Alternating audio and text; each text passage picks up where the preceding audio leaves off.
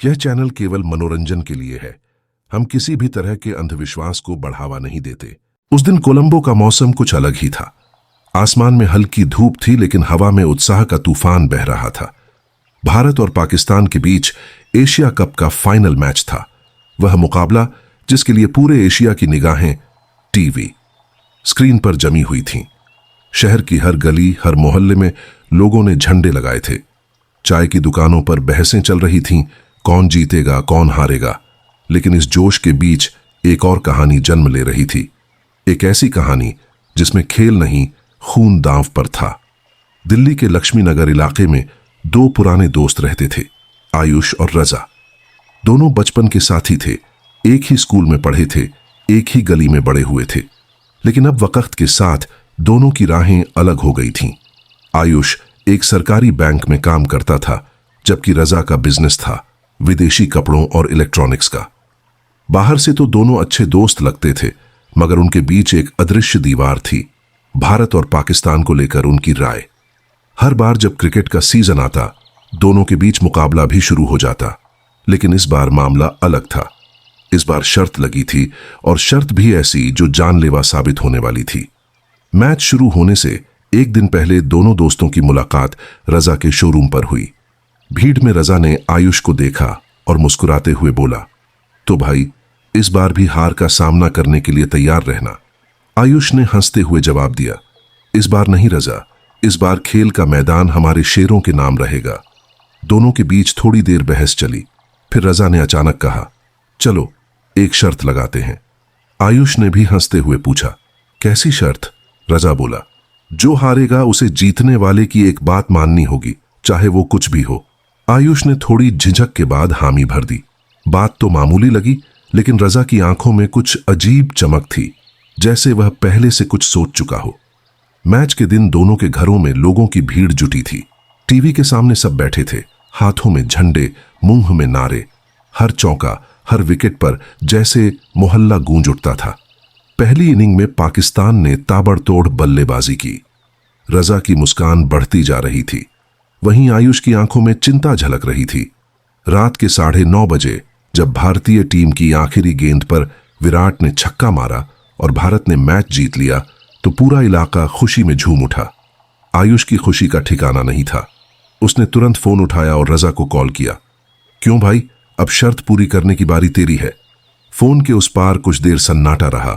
फिर रजा की आवाज आई, ठंडी, अजीब, जैसे किसी के अंदर गुस्से का ज्वालामुखी दबा हो। ठीक है, जो कहा था वही होगा। कल शाम 7 बजे पुरानी फैक्ट्री के पास मिलना। आयुष ने बिना सोचे हां कह दी। उसे लगा रजा बस मजाक करेगा या कोई मजेदार टास्क देगा, लेकिन उसे क्या पता, वो मिलने जा रहा था अपनी जिंदगी के सबसे खतरनाक खेल से।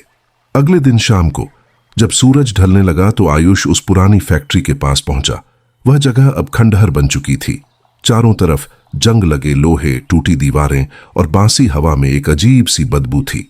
वहां पहले से रजा मौजूद था, सफेद कुर्ते में, हाथ में सिगरेट और बगल में एक छोटा बैग रखा हुआ। तू आया? रजा ने धीमे से कहा। हां, अब बता, शर्त क्या है? आयुष मुस्कुराया। रजा ने सिगरेट का कश लिया और बोला, बहुत आसान है। इस बैग में जो है उसे आज रात 12 बजे यमुना किनारे छोड़ आना, और किसी से कुछ मत कहना। आयुष हंसा। बस इतना ही? क्या है इसमें? रजा ने उसकी ओर देखते हुए कहा, मत खोलना, बस छोड़ आना। आयुष ने सिर हिलाया, लेकिन उसके मन में जिज्ञासा थी। जैसे ही वह बैग लेकर बाहर निकला, उसमें से हल्की सी आवाज आई, टक टक टक। वह रुक गया। बैग हल्का हल्का हिल रहा था। उसका दिल धड़क उठा। यह क्या है? उसने खुद से बुदबुदाया। वहां से थोड़ा आगे जाकर उसने बैग खोला, और जो देखा उसकी रूह कांप गई। अंदर एक छोटी लड़की बंधी हुई थी। उसके मुंह पर टेप, आंखों में डर और हाथों पर रस्सी के निशान थे। आयुष पीछे हट गया। हे भगवान, यह क्या किया तूने रजा? वह तुरंत फोन निकालकर रजा को कॉल करने लगा, लेकिन फोन स्विच ऑफ था। उसी वक्त उसके पीछे से आवाज आई, फोन मत कर, नहीं तो अगला नंबर तेरा होगा। वह मुड़ा तो देखा 3 नकाबपोश आदमी खड़े थे। उनके हाथों में हथियार थे। उनमें से एक ने कहा, शर्त हारने वाला तुझसे ज्यादा खुश नहीं होना चाहिए था आयुष। आयुष के माथे पर पसीना था। वह कुछ बोल पाता उससे पहले ही उन लोगों ने उसे पकड़ा और दीवार से टकरा दिया। ये बच्ची हमारे लिए बहुत कीमती है और तू हमारे रास्ते में आया है, आए। अस्पताल के कमरे में सन्नाटा था। बाहर पुलिस गार्ड खड़ा था और कमरे में सिर्फ इंस्पेक्टर वर्मा और आयुष बैठे थे। खिड़की से आती हल्की रोशनी आयुष के चेहरे पर पड़ रही थी, लेकिन उसके चेहरे पर डर और पछतावे की परतें साफ दिख रही थीं। देखो आयुष, इंस्पेक्टर वर्मा बोला, हमें तुम्हारी मदद चाहिए। रजा कोई छोटा मोटा आदमी नहीं है, उसके रिश्ते बहुत ऊपर तक हैं और अगर तुमने हमें सच बताया तो शायद किसी की जान बचाई जा सके। आयुष ने गहरी सांस ली। सर, मैंने रजा को बचपन से जाना है। वो कभी ऐसा नहीं था, लेकिन पिछले 2 सालों से उसमें कुछ बदल गया था। अचानक उसके पास बहुत पैसा आने लगा। उसके पास बड़ी गाड़ियां, बंगलो, सब कुछ था। मैंने पूछा भी तो वो टाल देता था। वर्मा ने नोटबुक खोली। तुम्हें अंदाजा है वो किस धंधे में है? आयुष ने कहा, पहले कपड़ों का बिजनेस करता था, फिर कहा कि इंपोर्ट एक्सपोर्ट में है, लेकिन अब लगता है वो किसी गैर कानूनी चीज में फंसा है। सर, वो किसी बड़ी गैंग से जुड़ा हुआ है। वर्मा ने सिर हिलाया। हां, और वो लड़की जिसे तुम फैक्ट्री से लाए, वो एक बिजनेसमैन की बेटी है। उसका नाम सान्या मल्होत्रा है, उम्र सिर्फ 13 साल। 3 दिन पहले अपहरण हुआ था उसका। आयुष के हाथ कांप उठे। मतलब मैं इस सब में शामिल हो गया?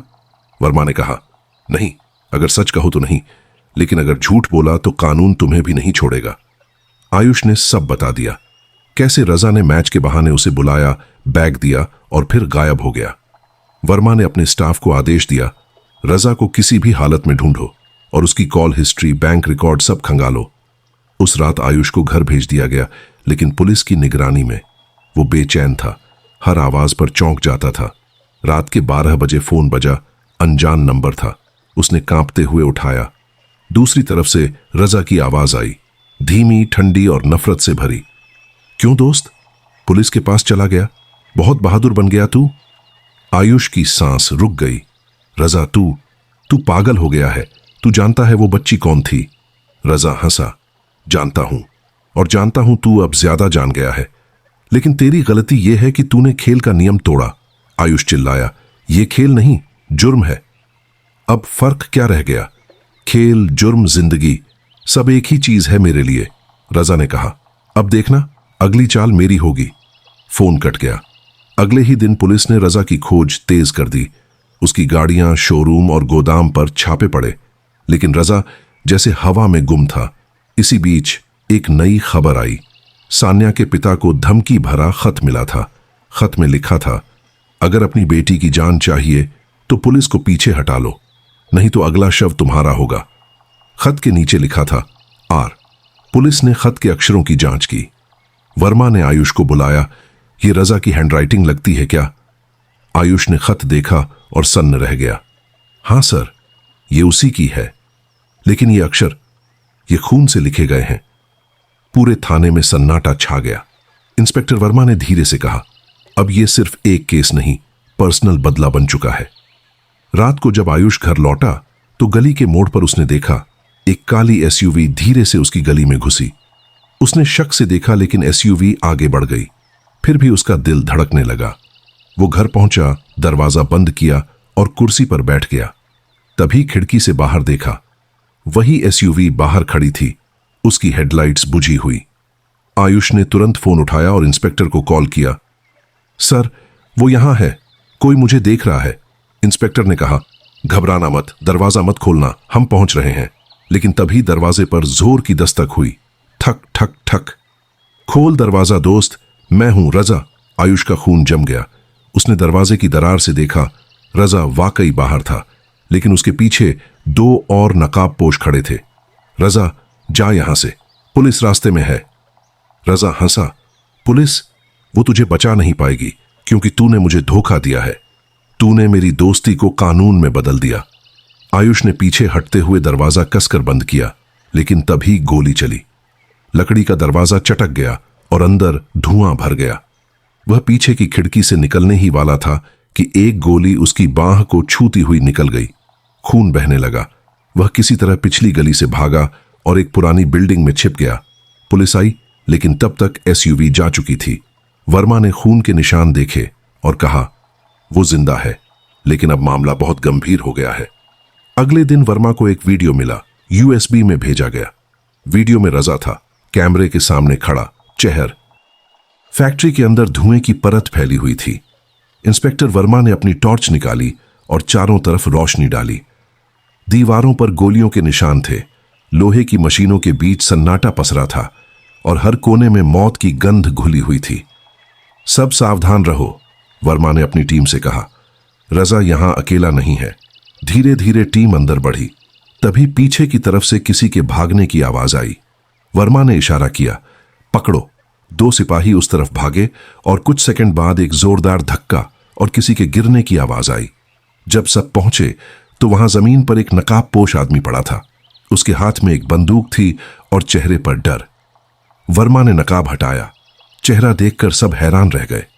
वो कोई और नहीं बल्कि सान्या के पिता आर्ट के मल्होत्रा थे। आयुष ने हक्का बक्का होकर कहा, ये तो वही हैं जिनकी बेटी का अपहरण हुआ था। वर्मा ने गुस्से से कहा, तो असली खेल यही चला रहा था। मल्होत्रा ने गुस्से में चिल्लाया, तुम कुछ नहीं जानते। रजा मेरा आदमी था, सब मेरी डील का हिस्सा था। वर्मा ने बंदूक उसकी तरफ तानी। कौन सी डील? मल्होत्रा ने हंसी भरी सांस ली। पैसे और ताकत की डील इंस्पेक्टर। एशिया कप सिर्फ एक बहाना था।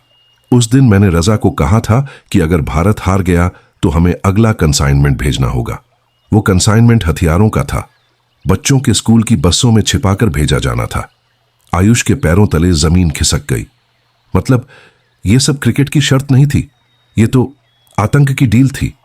मल्होत्रा ने कहा, हां, और रजा ने मेरे खिलाफ मुंह खोल दिया। वो मुझे ब्लैकमेल कर रहा था, इसलिए मुझे उसे खत्म करना पड़ा। वर्मा चिल्लाया, और उस मासूम बच्ची का क्या? वो तुम्हारी अपनी बेटी थी। मल्होत्रा की आंखों में अजीब सी ठंडक थी। वो मेरे लिए कमजोरी थी। अगर वो जिंदा रहती तो ये सब दुनिया के सामने आ जाता। मैंने उसे छिपा दिया, कहीं जहां कोई नहीं ढूंढ पाएगा। वर्मा ने इशारा किया, सब जगह तलाशी लो। तभी एक पुरानी मशीन के पीछे से हल्की कराह की आवाज आई। जब पुलिस वहां पहुंची तो उन्होंने देखा सान्या जिंदा थी। उसकी आंखों में डर था, लेकिन उसने धीरे से कहा, पापा, रजा अंकल मुझे बचाने वाले थे।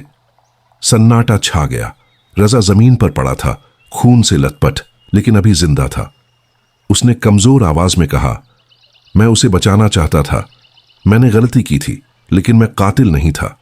वर्मा ने उसे स्ट्रेचर पर डलवाया। सान्या को भी अस्पताल भेजा गया, लेकिन मल्होत्रा अचानक उठ खड़ा हुआ, एक छुपी हुई पिस्टल निकाली और गोली चला दी। वर्मा ने झुकते हुए जवाबी फायर किया। एक गोली सीधा मल्होत्रा के सीने में लगी। वो जमीन पर गिर पड़ा। होंठों पर हल्की मुस्कान के साथ बोला, खेल खत्म नहीं हुआ इंस्पेक्टर। जो मैंने शुरू किया है वो कोई और पूरा करेगा। उसकी आंखें स्थिर हो गईं। अगले दिन अखबारों में सुर्खियां थीं। एशिया कप की शर्त से शुरू हुआ खेल निकला अंतर्राष्ट्रीय हथियारों के सौदे का जाल। लेकिन कहानी यहीं खत्म नहीं हुई, क्योंकि कुछ दिन बाद इंस्पेक्टर वर्मा के घर एक पार्सल आया। अंदर एक चिट्ठी थी जो खून से लिखी गई थी।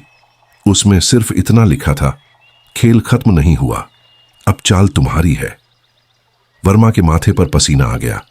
उसने नोटिस किया, इस बार हस्ताक्षर आर नहीं बल्कि एम से था, यानी कोई नया खिलाड़ी मैदान में उतर चुका था। रात को वर्मा ने आयुष को फोन किया। आयुष, सब खत्म नहीं हुआ है। रजा और मल्होत्रा दोनों के पीछे कोई तीसरा है, वो जो इन दोनों को इस्तेमाल कर रहा था। ये पूरा नेटवर्क बहुत बड़ा है और अब अगला निशाना हम हैं।